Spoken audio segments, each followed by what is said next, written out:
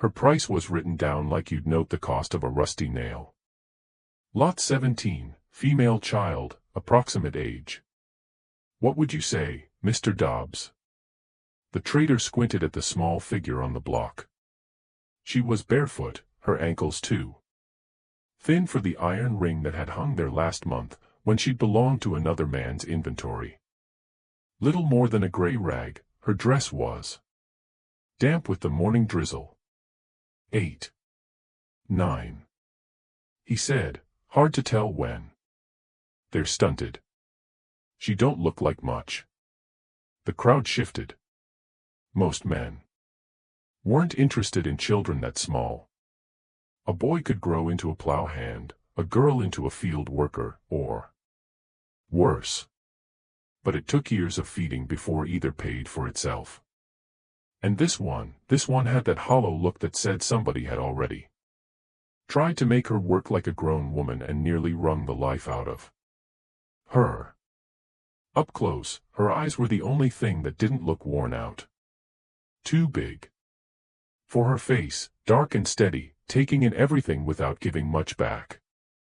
When the trader's assistant grabbed her chin and turned her head roughly from side to side, she didn't cry. She just watched the line of men staring at her like she was the only person in the yard who understood exactly what the numbers on the slate meant. Mother dead, the trader called. Came in as part of a debt settlement. Previous owner let her run half wild. Could be trained for housework. Could be put to light field labor. Breeding potential in a few years, he said the last part like a man pointing out a tree that might someday bear fruit. A few men chuckled. One muttered, I ain't paying good money to feed another man's mistakes. At the edge of the circle, Henry Caldwell shifted his weight from one boot to the other and tried not to think about his own mistakes, waiting for him. Back at the plantation. The folded letter in his coat pocket pressed against his chest. Another notice from the bank, polite words wrapped around hard numbers. Interest, arrears, collateral. The kind of language that made a man feel like a field left too long without rain, cracked and close to breaking. He hadn't come to town meaning to buy anyone. He'd come to talk to Mr. Hathaway at the bank about extending his note. But Hathaway had been delayed on other business, and the auction yard had a way of pulling a man in while he waited. Habit more than hunger. Come now, gentlemen, Dobbs called. She may be small, but she's sound. No visible deformities, teeth decent. You can see she's got all her fingers. He lifted the girl's hand, prying her fingers apart to show the crowd. Something small and dirty and frayed shifted at her wrist. A bit of string with a scrap of cloth tied to it, the remains of some long-ago ribbon or tag. Before Henry could see more, the trader let her hand drop. Who'll start me at $2? Dobbs asked. Silence, a cough, a laugh, a spit into the mud. The rain came down a little harder, pattering on hats and shoulders. All right then, Dobbs said, forcing a smile. $1. You won't find a cheaper lot today. Nothing. The girl shifted her weight. The plank under her feet creaked. She looked out over the sea of faces and saw nothing soft there. If fear lived anywhere in her, it had long ago learned to sit very still. Henry's gaze drifted back to the letter crumpled in his pocket. $1 might as well have been 100 when a man was short on every bill that mattered. Still, he felt something like shame creep up the back of his neck as he watched no one raise a hand for a living child. Dobbs wiped rain from his eyes. All right, gentlemen. Let's not play stubborn. Who'll start at 50 cents? A man near the front snorted. She ain't worth the trouble, he said. I got dogs at home eat more than she'll ever be worth. Laughter rippled from somewhere behind. Henry. Another voice drawled, I'd take her for 20 cents just to keep the flies off your block, Dobbs. Sold you a broom for that yesterday, someone else said.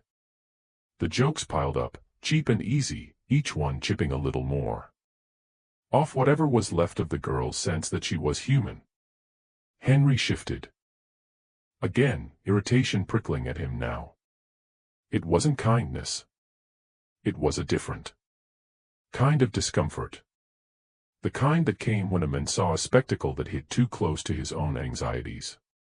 He was tired of hearing numbers attached to things he couldn't quite afford. Tired of watching the bank judge his worth line by line. He found his hand lifting before he'd fully decided. 19 cents, he called, his voice cutting through the noise. The yard went quieter than such a small number deserved. Dobbs blinked. Come again, Mr. Caldwell. 19, Henry said. You want to scrape the bottom? Might as well do it properly. I'll take her for 19 cents and save you the trouble of feeding her another week. A few men laughed, this time with a hint of mean admiration. Trust Caldwell to haggle the price of a child lower than a stamp. Dobbs hesitated, pride wrestling with practicality. Every day a lot stayed unsold, it ate into his margin. This one had already been turned down twice in other towns. She was becoming dead weight. Do I hear? Better than 19, he called. 20, 25. Anyone? The yard answered with silence. And rain. Finally, Dobbs sighed. Sold, he said, to Mr. Henry Caldwell for the princely sum of 19 cents. A battered gavel came down on the block, with a hollow thud that sounded too much like a closing door. The girl didn't move. No one cheered. She stepped down when the assistant jerked his head, the chain at her ankle clinking softly as they unclipped it. She stumbled once on the wet step and righted herself without help. Up close, Henry saw that the scrap of cloth at her wrist had once been blue, striped with white, now faded to the color of old sky. 2 tiny letters were stitched there in clumsy thread, nearly worn away by time and dirt. Tag from the last owner, Dobbs said, noticing his glance. You can cut it off. Means nothing now. Henry made a mental note to do so later. The last thing he needed was another man's mark on something he'd paid for, however little. In the trader's office, he counted out the coins with a rueful shake of his head. You going to put that one to work in the house? The clerk asked, scratching out a receipt. Maybe, Henry said. Maybe I'll let her carry kindling till she grows into something useful. Can't be worse than some of the stock I've got now. You'd be surprised, the clerk muttered. Trouble comes in all sizes. When Henry stepped back into the yard, the girl stood where they'd left her, small and damp and stubbornly upright. He studied her a moment. What's your name? He asked. She hesitated. Names had been taken from her before, traded like everything else. They called me Nora, she said finally. They, he asked. She lifted one shoulder. The last place. You had another before that. Her eyes flickered. He caught the ghost of something there. Loss maybe, or a memory shoved down so deep it only showed itself when surprised. Yes, sir, she said. He didn't push. The story of which man had first bought her mother, of which paper bore the original price, was not one he needed to balance his accounts. He jerked his chin toward the street instead. Come on then, Nora, For now, he said. We'll see what 19 cents buys these days. As they walked toward the buggy, rain pattering on the brim of his hat and into her hair, he felt a strange, uneasy satisfaction. There was something almost defiant in slapping such a ridiculous figure onto a purchase. When the bank looked at his books, they'd see the usual feed, tools, minor stock additions. No one would care about a single line that read, one female child, 19 cents. To Henry it was a joke he could afford, a story to tell. Times are so tight I'm buying children for loose change. To Nora it was a number that would lodge in her bones. 19 cents. Less than a decent meal in town. Less than a cheap knife. A price that said she wasn't even worth the smallest round number. The buggy jolted as they hit the ruts outside town. Nora gripped the side, keeping her balance by instinct. Henry watched her out of the corner of his eye, noting how she scanned the roadside, how she flinched at certain sounds and ignored others. You from around here? He asked. Suddenly, she shook her head. Don't know, she said. Been moved too much. Her fingers brushed the faded cloth at her wrist, almost without her noticing. For a flash, Henry saw the letters again. MB, or maybe NB, the thread too. Frayed to be sure. Something about them tugged at the back of his mind. A shape. Half remembered from some other piece of paper he'd once signed without reading all the way through. He frowned, shook it off. He had bigger worries than a scrap tag on a cheap child. The farm needed a new gin belt. The bank wanted its money. His wife's latest letter from her father mentioned concerns about your management of Margaret's dowry assets. Words that made his teeth grind. If there was any connection between the girl at his side and the lines in his ledgers, he didn't see it. Not yet. The Caldwell place rose out of the mist an hour later. 2 stories of peeling white paint, flanked by rows of cotton that looked greener from a distance than they did up close. The slave quarters hunched behind like low, dark echoes. As they rolled into the yard, a few heads turned.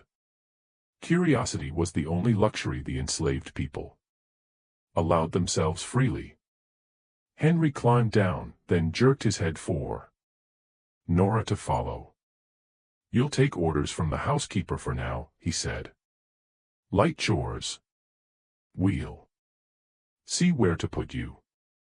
Yes, sir, she said, as he handed her over to the older woman at the kitchen door. He caught the way the housekeeper's eyes narrowed just a fraction at the sight of the girl's face. What? He asked more sharply than he meant to. Nothing, sir, the woman said quickly. But when he turned away, she looked at Nora again, harder this time, as if she were staring at a ghost. Wearing rags. You come with me, child, she murmured. We'll get you washed. In the dim light of the kitchen, with the rain beating on the roof and the smell of simmering beans in the air, the housekeeper took a damp cloth to Nora's wrist. She wiped away years of dirt until the faded blue scrap showed clearer. The letters on it stood out just enough now to read. M.B. The housekeeper's breath caught. Her mind flew to another piece of cloth packed years ago in a trunk that had rolled up to the same house on a different rainy day. A trunk that had belonged to Miss Margaret Beaumont before she became Mrs. Caldwell.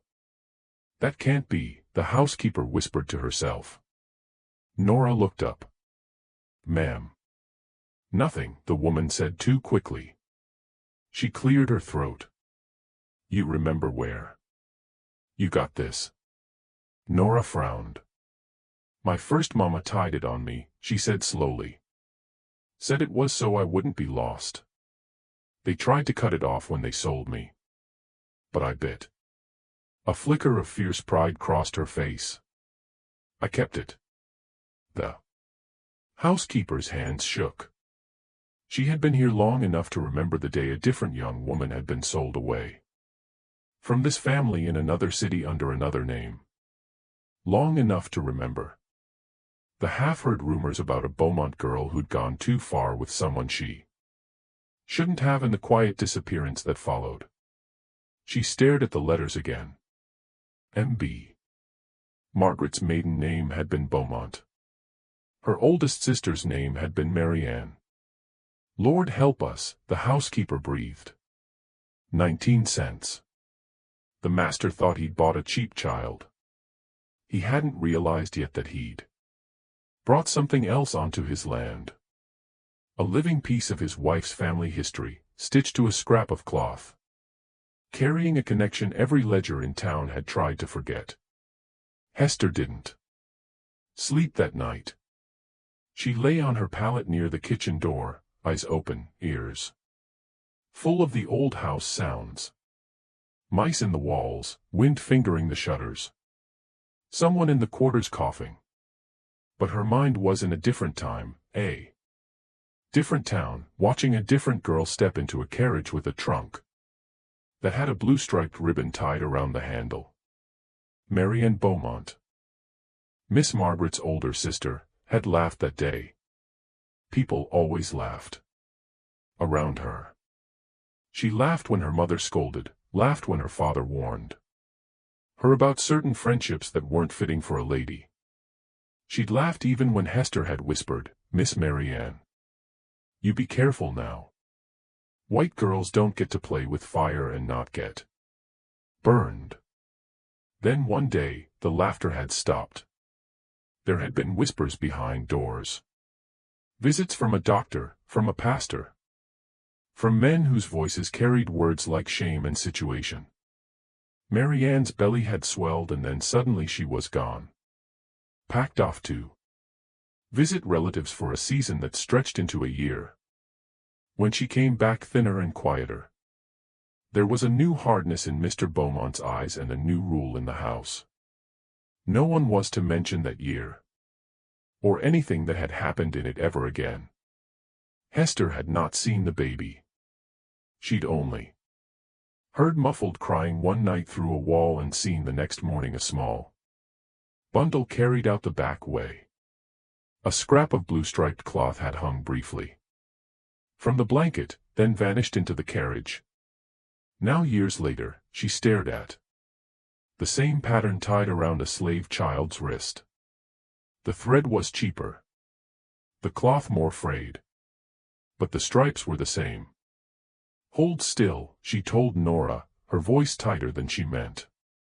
"I'm trying to see." Nora didn't squirm.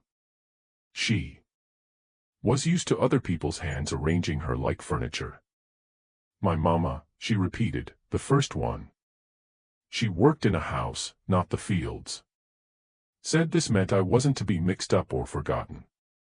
"How'd that work out for her?" Hester asked before she could stop herself. Nora's eyes went flat. "They sold her," she said. "Sold me after. So I guess no." Hester let the child's wrist go. "You keep that on," she said. "No matter who tells you to cut it off. You hear?" "Yes, ma'am," Nora said, surprised by the urgency. "Now hush," Hester said. "We got work in the morning." But when morning came, Hester's first errand wasn't the stove. It was the big house.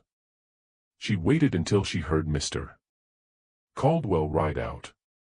Off to argue with the bank again, no doubt. His departure left the house looser, like a belt let out a notch. The moment his horse's hoofbeats faded down the lane, Hester wiped her hands on her apron and climbed the back stairs. She found Margaret in the sitting room, a book open in her lap, eyes not moving on the page. The Mistress looked up when Hester stepped in. Yes, she said. Is there some issue? In the kitchen. Not in the kitchen, ma'am, Hester said. In the yard, maybe. In the past, surely. Margaret's brows drew together. You're talking in riddles, Hester. I'm talking in threads, Hester said, moving closer. Threads from a cloth I seen before. She held up her own work. Roughened hand and mimed a band around her wrist. Blue stripes, she said. White in between. Two letters stitched clumsy but loving. M and B. Margaret's face drained of color so fast, Hester thought for a second she might faint. Where did you see that? She whispered. On the new girl. The master brought home last night, Hester said. The 19-cent child. He called her Nora. Margaret shut the book, her fingers pressed hard into the cover. You must be mistaken, she said automatically. Maybe, Hester allowed. But I seen that cloth once before on a trunk. What came back without the baby that left with it? The air between them thickened. You were talking about my sister, Margaret said finally. About Marianne. Hester inclined her head. I was here then, she said. I remember the doctors, the visit to relatives, the way your mama stopped letting her go out without somebody watching, then her being sent away again, this time quiet. And that bundle went out the back door with a scrap of sky tied to it. Margaret's jaw tightened. My father took care of it, she said stiffly. Arrangements were made. The child, she stopped, swallowing the next words. The child was placed. That was the phrase they'd used in hushed tones over brandy. Placed like china in a cabinet. How old would that child be now? Hester asked gently. If she'd lived. Margaret did the math without wanting to. 9, she said. Or 10. She's standing in your kitchen, Hester said, calling herself Nora, with your family's letters tied to her wrist so she wouldn't be lost. Margaret's hand flew to her mouth, then dropped just as quickly as if she'd caught herself about to show too much. No, she said half to herself. My father would never. What? Hester asked quietly. He'd never sell his own blood. Never send a baby someplace nobody could ask questions about it. You sure you want to finish that sentence, ma'am? Memories crashed into Margaret like waves, her father's hard voice, the pastor's gentle lies about forgiveness, her mother's red eyes, Marianne's laughter turning brittle. The way when they spoke of the incident, they used phrases like regrettable and unfortunate and handled. You said the tag was MB, she asked. Yes, ma'am, Hester replied. Marianne Beaumont. Or some other girl with the same letters who cried in the same room and disappeared the same way. Coincidence like that, I don't put much stock in. Margaret turned away, looking out the window toward the fields. The rows of cotton blurred. What are you asking me to believe, she said. That the child in my kitchen is. What? My niece. My sister's bastard. Some reminder of a scandal my family paid good money to erase. I ain't asking you to believe nothing, Hester said. I'm telling you what my eyes saw then and now. What you do with it is your burden. Silence stretched. A fly worried the air between them. Does Mr. Caldwell know? Margaret asked. Not yet, Hester said. Far as he's concerned, she's just another mouth for you to feed and him to work. 19 cents worth of trouble. Margaret let out a breath that sounded too much like a sob. You think I should tell him? She asked. Hester hesitated. You want my honest mind? I didn't call you up here for lies, Margaret snapped, then softened. Please. Then no, ma'am, Hester said. I think a man who sees 19 cents when he looks at a child don't deserve to know what she really cost your sister. That afternoon, Margaret went to the kitchen herself, something she rarely did when there wasn't a party to supervise. The enslaved women straightened, hands flying faster over pots and knives. Hester pretended to be fussing with a sack of flour, watching from the corner of her eye. Nora stood at the table, sorting beans. She had washed up as best she could. Under the dirt, the lines of her face were finer than Henry had noticed. Her nose had a little tilt at the end. Her mouth compressed when she concentrated in a way that stabbed Margaret with a memory she thought she'd buried. Marian squinting at embroidery, tongue peeking out in the same unconsciously childish way. What did you say your name was? Margaret asked. Nora stiffened. Nora, ma'am, she said. Who gave it to you? My first mama, Nora replied. She said it sounded like no rain and no running mixed together. Things she wished she could give me. Margaret's throat tightened. Hold out your hand, she said. Nora obeyed. The blue strip around her wrist looked smaller now that Margaret knew what she was seeing. Who tied this? Margaret asked, her finger brushing the cloth. Mama, Nora said. She said, if anybody ever cared to look close, they'd see I belonged to something. She was right, Margaret murmured. Nora blinked. Ma'am. Margaret let the cloth fall. Nothing, she said too quickly. We'll have you in the house from now on. Hester will show you your duties. Yes, ma'am, Nora said. As Margaret turned to go, Nora spoke again, blurting the question that had sat in her chest since the yard. Ma'am, do you know who my father is? Hester closed her eyes. Margaret's hand tightened on the doorframe. Children like you seldom get tidy answers to that, Margaret said, not unkindly. Sometimes the truth is a knife we can't afford to handle. Nora's jaw set. I just wanted to know if he ever looked for me, she said. Margaret swallowed. If he did, she said, he looked in the wrong place. Men like him always do. She left before the girl could ask more. That night in their bedroom, Henry tossed the bank letter under the dresser with a curse. Hathaway's tightening the screws again, he said. Says if we don't show improvement by harvest, he'll have to revisit the terms. Man talks like he's discussing the weather. Margaret sat at her vanity, brushing her hair. In the mirror, she watched her husband's reflection pace. Perhaps if you spent less time at Dobbs's auctions and more in the fields, she said lightly.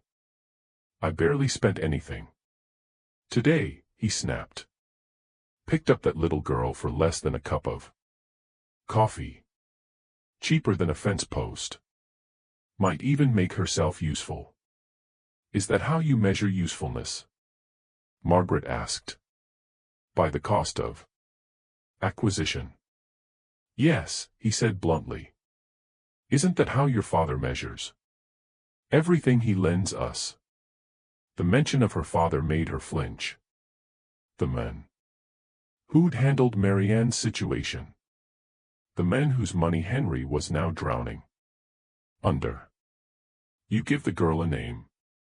Henry asked, more to fill the air than out of real interest. She already had one, Margaret said. Nora Fine, he said. Nora. Caldwell's property.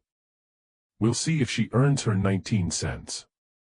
He didn't see the way Margaret's fingers tightened around the brush. A few days later, a letter arrived from her father. It came folded neat in a hand that had never known a day's manual work. Margaret took it to the parlor to read in private. Outside, the sun hammered the fields. Inside, the world narrowed to ink and paper. Concerned to hear of your husband's continuing difficulties with the Hathaway note. You must impress upon him the importance of maintaining our family's standing.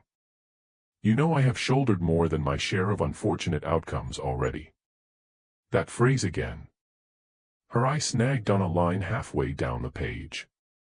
I trust you. Recall, without my needing to be explicit, the necessary corrections made when your sister's youthful foolishness threatened to stain our name permanently. I will not have my grandchildren, or their husbands, dragging us again into such murky waters. Her stomach nodded. Murky waters. Necessary corrections. A baby bundled out the back door with blue striped cloth tied at the wrist.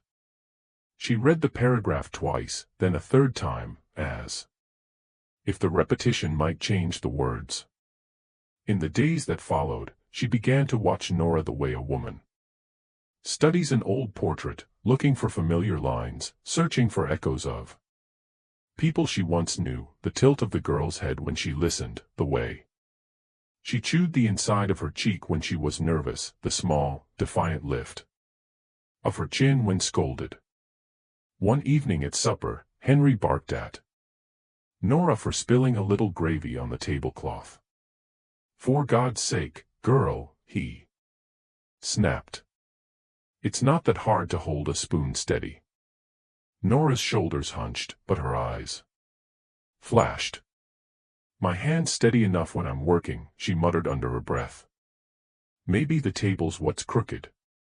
It was exactly the kind of thing Marianne would have said to their father, quietly, just loud enough to be heard, daring him to push harder. Margaret's breath caught.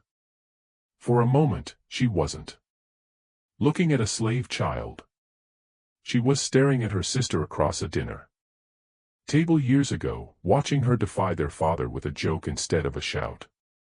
Henry slammed his hand on the table. What did you say? Nothing, sir, Nora said quickly. Margaret's voice cut across his. She said she'd be more careful, she lied. Smoothly. And she will. Won't you, Nora? Yes, ma'am, Nora murmured. Later that night, when Henry had gone out to the porch to smoke and grumble about the weather, Margaret found Nora in the pantry stacking jars with a care that bordered on obsession. You mustn't talk back to him, Margaret said quietly. Not even a little. He owns my back, Nora said, not turning around. Not my tongue. For now, he owns both, Margaret replied. That's the curse of this place. She stepped closer. Do you know how old you are, Nora? About 10, Nora said. Maybe 11. How long ago did your mama tie that ribbon on you? Nora frowned, thinking. I was real little, she said. Could still sit on her hip. She used to tell me, don't you ever forget where you come from, even if they change your name 10 times. Then she'd tap it. Right here. Nora touched the scrap of cloth. Said it was my reminder. Did she ever say where she worked? Margaret asked. Before. In a big house, Nora said. Said the lady of the house was pretty but sad. Said the men who owned it liked to decide everything, even who smiled, who cried. But she never said their names. Just that they was important. Important.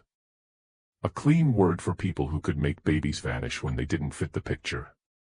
Margaret felt something inside her settle into a cold, terrible certainty. The timeline fit, the letters fit, the mannerisms fit. Nora wasn't just any child. She was the living consequence of Marianne's youthful foolishness, the fragile secret her father had tried to erase with money and distance. Somehow, through bad luck or divine irony, she had been sold around and back until she landed on the block the same day Henry decided to kill an hour at the auction. The plantation master had bought a young slave for 19 cents. He had also unknowingly bought his wife's blood. That night, Margaret lay awake beside her husband and watched his profile in the dark. He snored lightly, oblivious. The men who fretted about his books, who counted bales and coins, had no idea that the cheapest purchase he'd ever made might be the costliest in ways he would never understand. In the morning, she went to her writing desk and took out a fresh sheet of paper.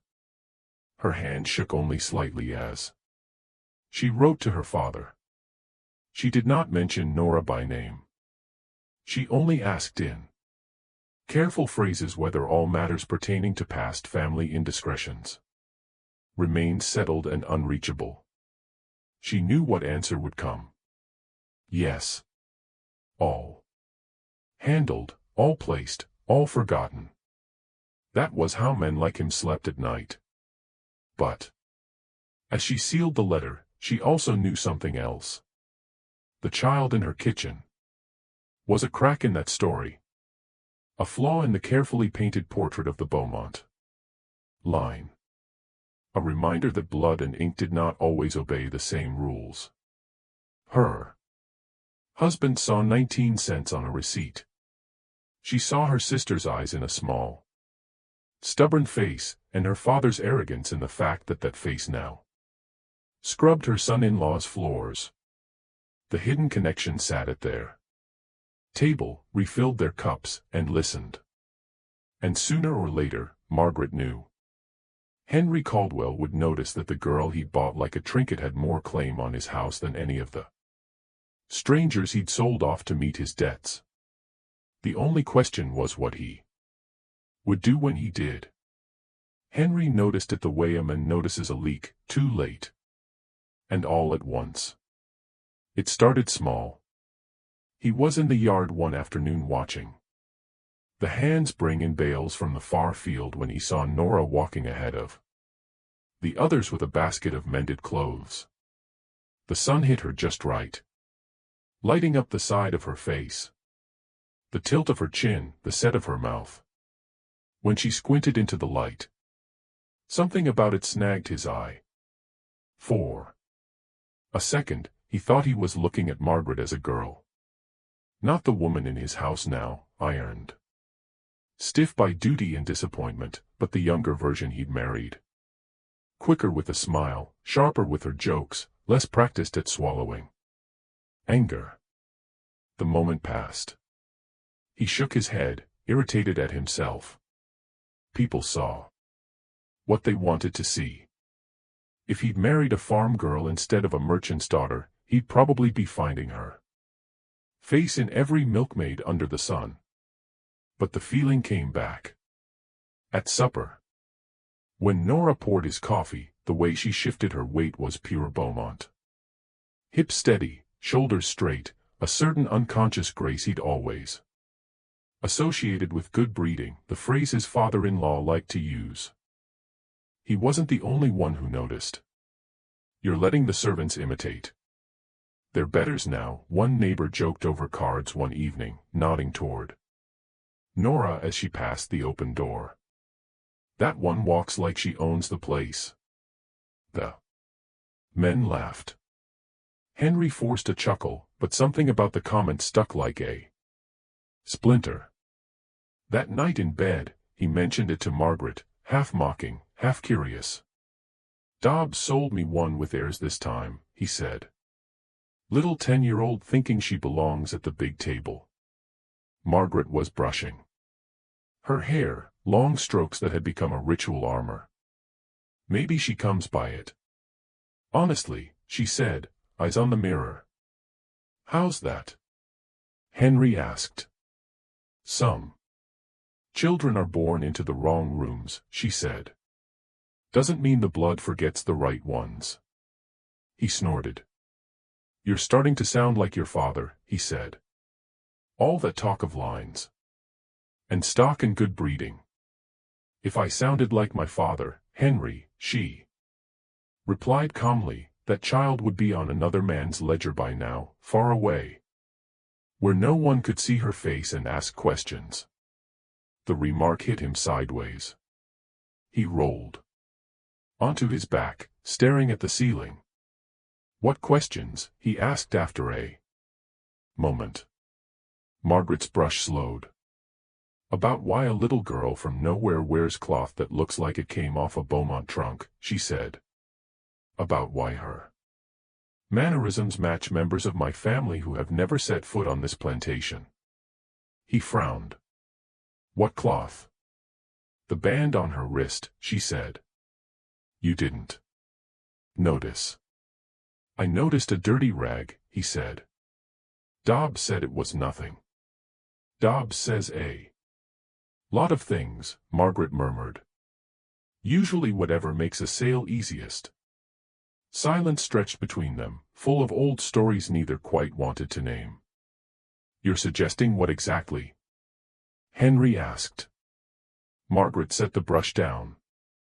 I am suggesting, she said slowly, that if you are going to buy children at auction for the price of pocket change, you ought to at least look close at what you're buying. Names, marks, histories other men tried to throw away. He turned his head toward her. You think she's related to you? I think my father once paid good money to make sure my sister's baby was someone else's problem, Margaret said. I think problems have a way of finding their way home. The thought unsettled him more than he wanted to admit. A cheap child was a cheap child. Blood complicated things. Blood made a man feel like the ground under him wasn't as solid as he'd believed. Even if that were true, he said, what difference would it make? She's still a slave. Nothing in the law changes. Because of a scrap of cloth in your memories. Margaret's eyes went cold. The law isn't the only ledger that matters, she said. Some accounts are kept elsewhere. He rolled his eyes, but he didn't sleep well. A week later, the banks elsewhere came calling. Mr. Hathaway arrived in a polished buggy with dustless boots and a briefcase that probably cost more than Nora's entire sale. He sat in Henry's study, flipping through ledgers with thin fingers, lips pursed. You are stable, he said at last. But only just. Any shock, a bad harvest, a sick mule, a ruined gin belt, and these numbers tumble the wrong way. I need time, Henry said. You've had your interest. You've had your principal when I could spare it. You've had my sleep and my stomach lining. How much more you want? Hathaway regarded him as one might regard a mule complaining about its harness. The bank wants security, he said. We are carrying several distressed notes. The board is concerned. It would ease their minds if you were to designate a small portion of your movable property as additional collateral. Henry's jaw tightened. Meaning, Hathaway said, we note certain slaves in the security agreement. They remain in your possession as long as you pay, of course, but if things sour, the bank has first claim. The word collateral had become a kind of curse in the county. Men spoke it in low tones over whiskey, like they might ward it off by naming it. Henry had heard enough stories to know what it really meant. When the numbers went bad, human Bodies were the first to be turned into silver. "I've already pledged land," he protested. "Land is slow to sell," Hathaway said. "And the board is nervous." A handful of younger slaves of good breeding and potential would go a long way toward reassuring them. Henry's eyes flicked almost involuntarily toward the window. Through the glass, he could see the side yard where Nora was hanging up damp laundry. Arms stretching a sheet, face set in concentration. Hathaway followed his gaze. "That girl, for instance," he said casually. "Healthy, tractable, raised in the house. In a few years, her uses will multiply." Henry stiffened. "She's new," he said. "Barely settled." "All the better," Hathaway replied. "Less entangled, no long-standing attachments." The phrase stung more than it should have. Henry thought of nights he'd watched Nora move through the house and felt, he told himself, nothing more than a master's assessment of stock. "She cost me 19 cents, he said gruffly. "All the more reason to list her," Hathaway said. "You lose almost nothing if we ever have to seize. The bank, on the other hand, gains a valuable asset too." Auction. The words made a kind of brutal sense. Henry's debts were more than 19 cents. The girl had been an impulse purchase, a joke. Why not make her earn her keep on paper? "Put her down then," he said, the words landing heavier than he expected. "Nora, age 10, 11, house-trained." Hathaway smiled thinly. He opened his briefcase, took out a fresh page, and wrote her name in careful script. "You have others in that age range?" he asked. From the doorway, someone cleared a throat. "Margaret." "I think that'll be all for now," she said. Hathaway stood, plastering on his polished smile. "Mrs. Caldwell," he said, "always a pleasure." She didn't return it. "Your pleasure costs us dearly," she said. "I hope the bank sleeps well." "The bank does not sleep," Hathaway said. He meant it. As a joke. It didn't land. After he left, the house felt like it had been dipped in something sour. Henry stalked from room to room, muttering about interference and wives who didn't understand business. Margaret waited until he had exhausted himself. Then she went to find Nora. She found the girl in the yard staring at the sky, as if trying to gauge whether the clouds meant rain or just more of the same heat. "Come inside," Margaret said. "We need to talk." Nora's shoulders tensed. "I done something wrong, ma'am." "You were in the wrong man's gaze at the wrong time," Margaret said. "That's enough." In the parlor, she sat the girl down and explained as gently as a person can explain something that isn't gentle at all. What the word collateral meant. "It's like being put on a list," Nora asked slowly. "Yes," Margaret said. "A list the sheriff might come for if the numbers don't behave." Nora's hand went to her wrist, fingers rubbing the cloth there. "I already been on too many lists," she whispered. "I know," Margaret said. And she did. More than Nora could understand. "Can he do that?" Nora asked. "Put me on some paper at the bank like I'm a sack of seed." "He can," Margaret said. "He has." Nora's jaw clenched. "Then what's the point of this?" she demanded, tapping the ribbon. "Mama said this would keep me from getting lost." "It kept you," Margaret said softly.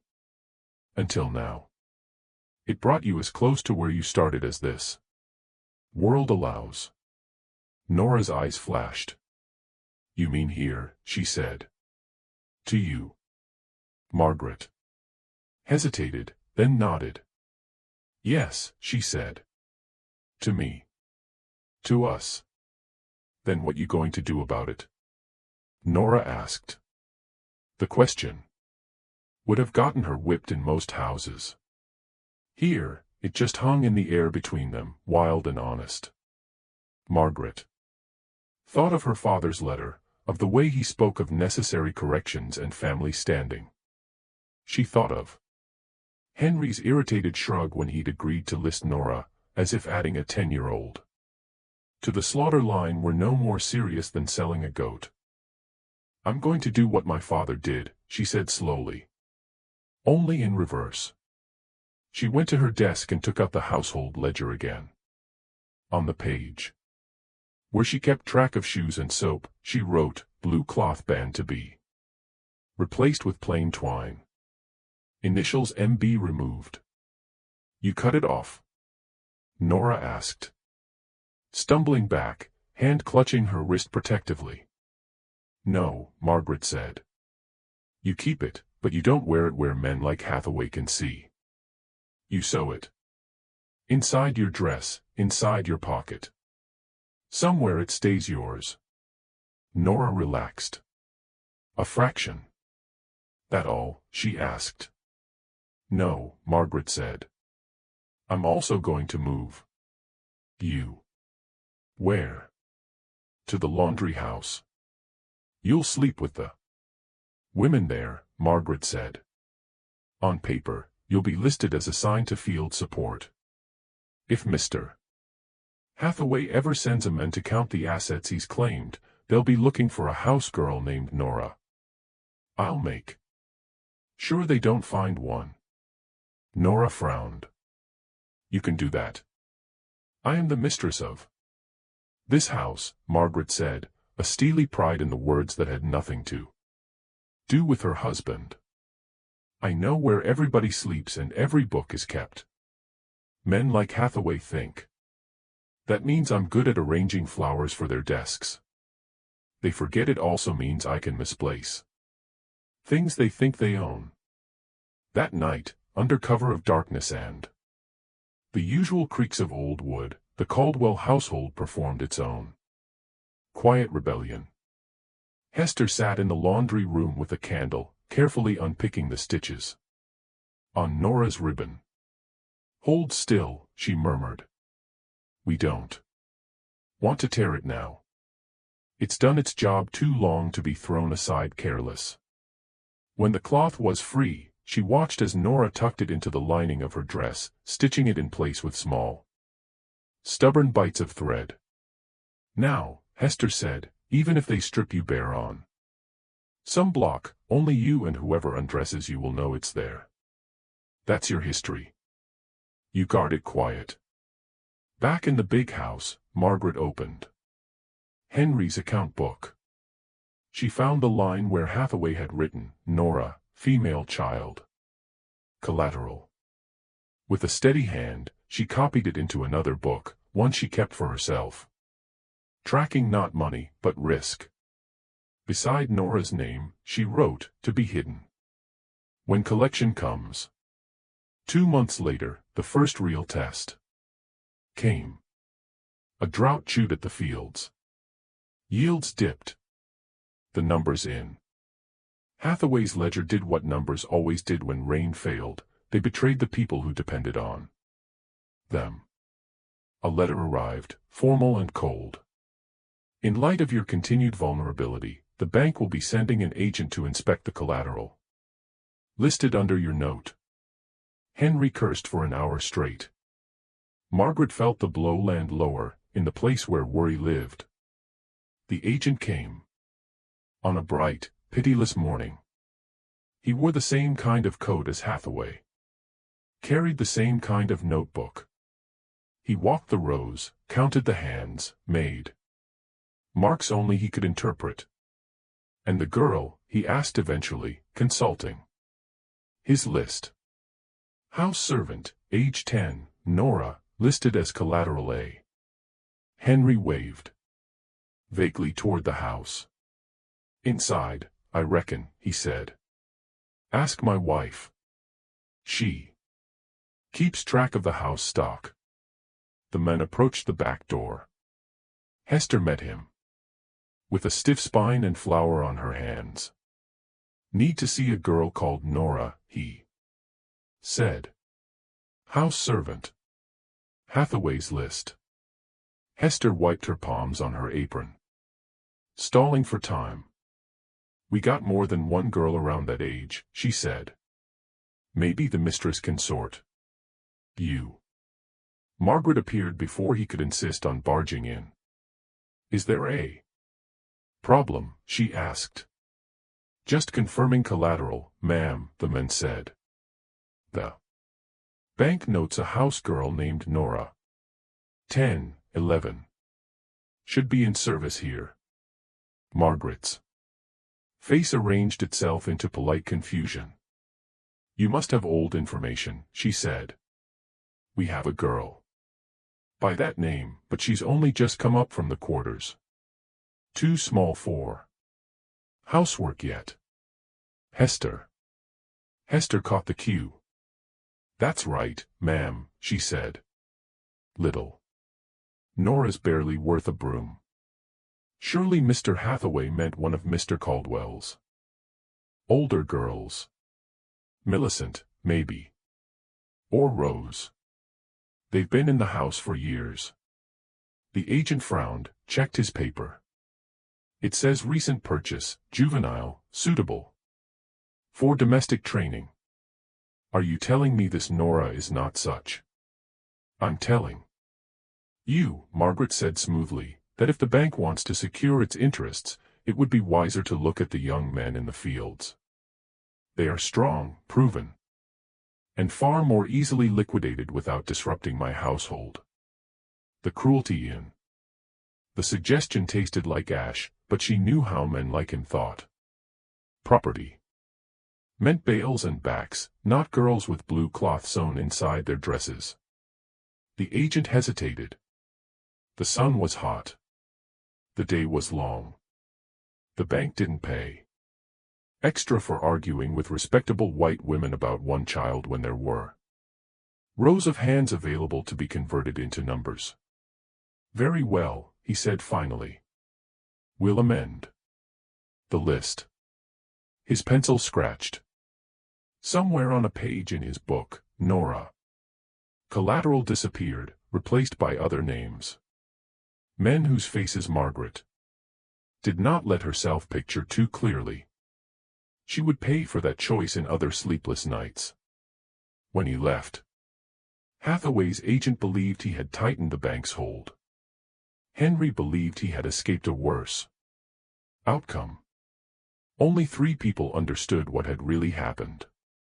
Hester, who had seen one girl sold away already, and refused to watch another go without a fight.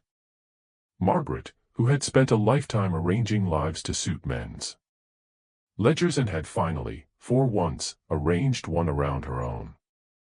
And Nora, who still slept in the laundry house, ribbon against her skin, and counted each morning she woke on the same land as a small victory against all the lists that had promised otherwise. Years later, when people in the county spoke of the Caldwell place, they remembered the drought, the near foreclosure, the way Henry Caldwell somehow kept the bank from taking everything. Some said he'd charmed Hathaway. Others claimed his wife's family money had quietly stepped in. No one mentioned a 10-year-old girl bought for 19 cents, almost lost again in the equations. No one wrote down that the plantation master, who thought he'd scored a cheap piece of property, had actually brought home his wife's hidden kin. But in the quarters, in whispers, passed from mother to daughter, the story stayed sharp. He bought her for less than a cup of coffee, they'd say, and never knew he'd paid for the right to sit at table with his own wife's blood. And somewhere in an old trunk, under dresses that smelled faintly of sea air and regret, there was another scrap of cloth once tied to a different baby's wrist. It bore the same letters, M.B. The first one had been sent away. The second one had come back. Not even 19 cents could keep blood from finding its way.